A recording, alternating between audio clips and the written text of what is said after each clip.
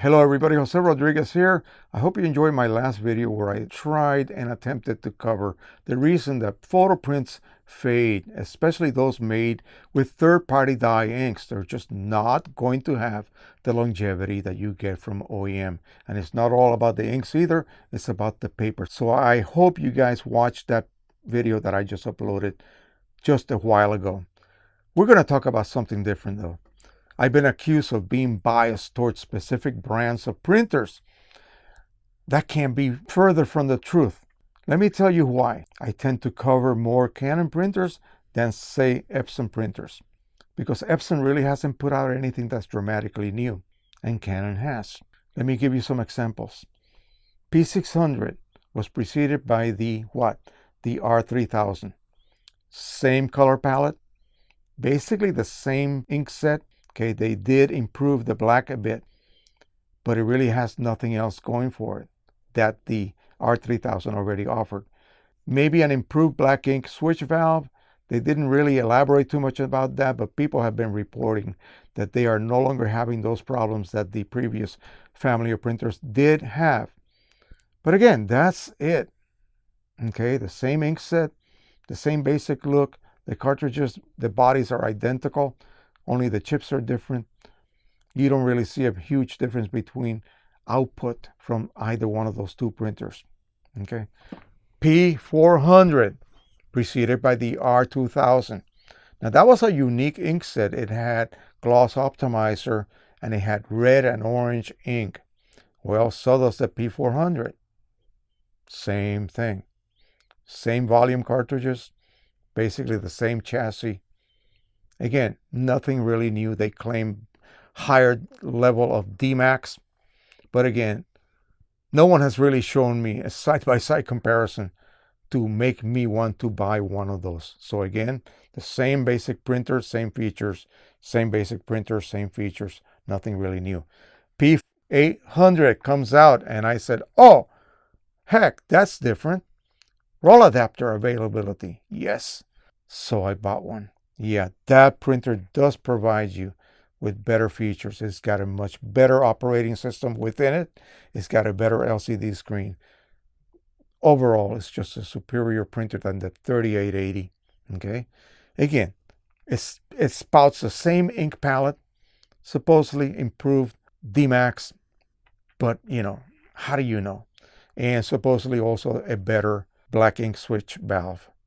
Okay, well, out of those three, I decided I'll pick the P800 as something to add to the room. I already have a 3880, 3800, basically the same style of printer, the same capacity. They offer user replaceable waste ink cartridges. So again, no need to worry about how long that printer will last. As long as you continue using, it will never stop working like some of the other printers with internal ink pads will. All right. So that's about it. How about the P5000? Well, the P5000 replaced the much maligned and hated 4900.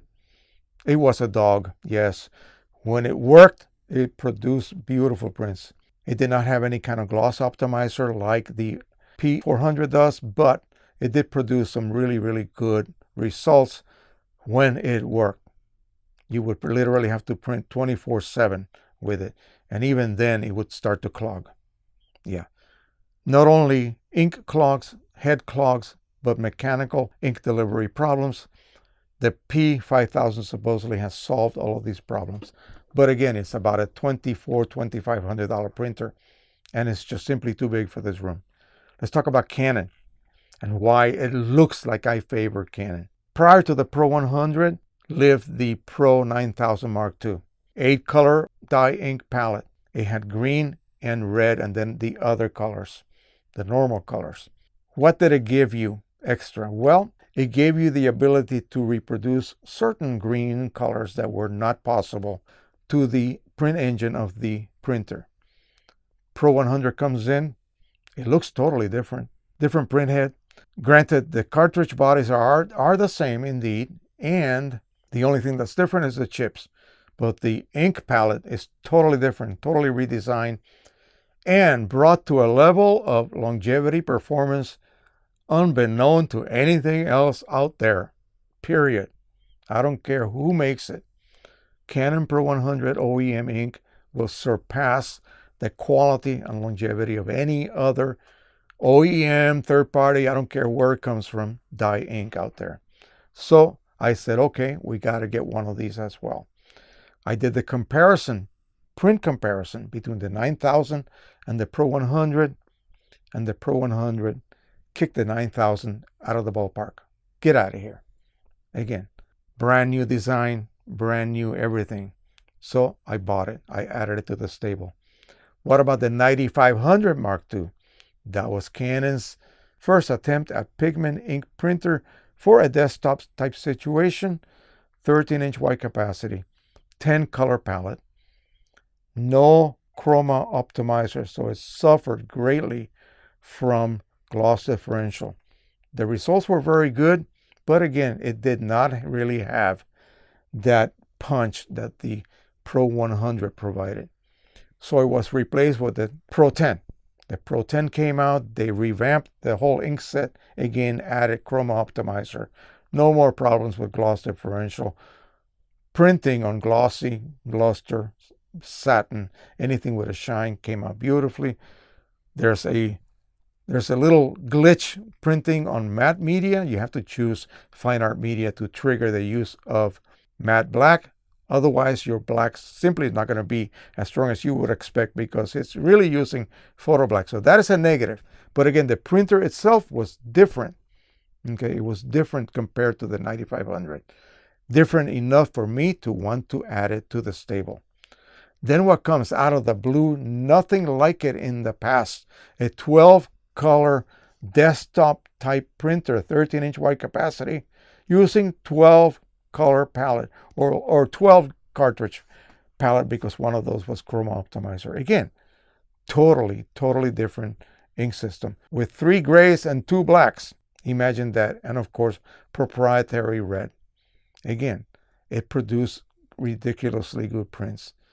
That had a problem though. That printer from the very start had some problems. It was discontinued. I still have mine. Knock on wood, it's still working. I just recently had a B200 error. My fault for not using the printer for like 2 months. That is a glitch. That is not supposed to happen. But again, the printer itself, when it is working correctly, which is again, 99% of the time, whenever it has a problem, it's my fault for not using it, produces incredibly good prints. So let's move up one more notch. Pro-1000. What did that replace?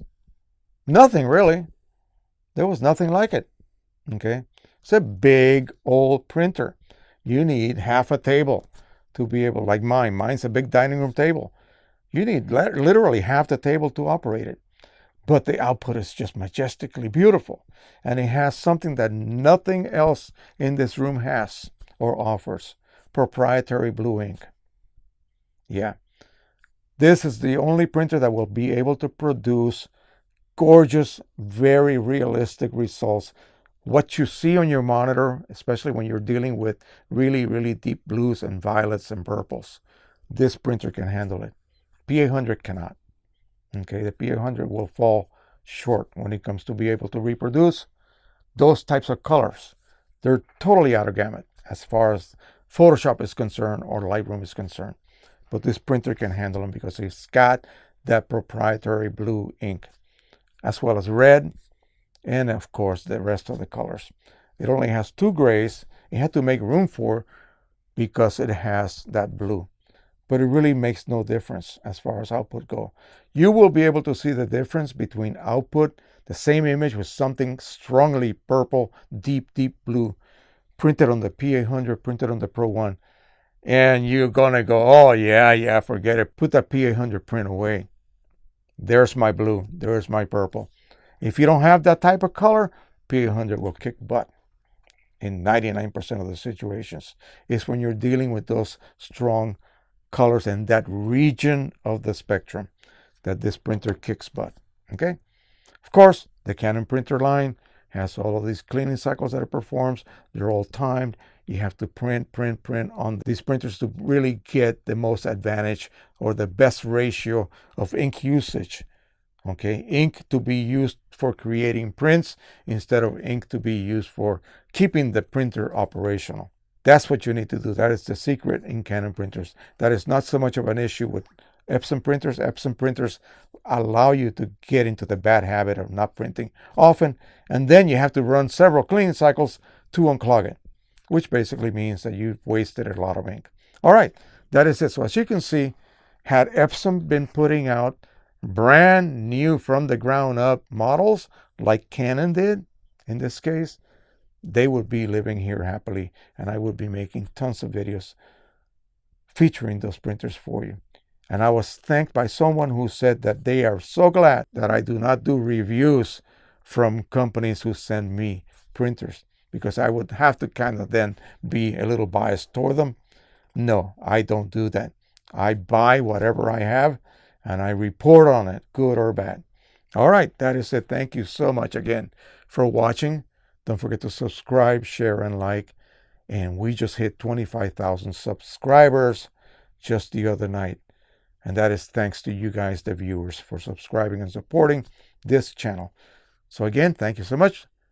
Happy printing, everybody, and bye-bye.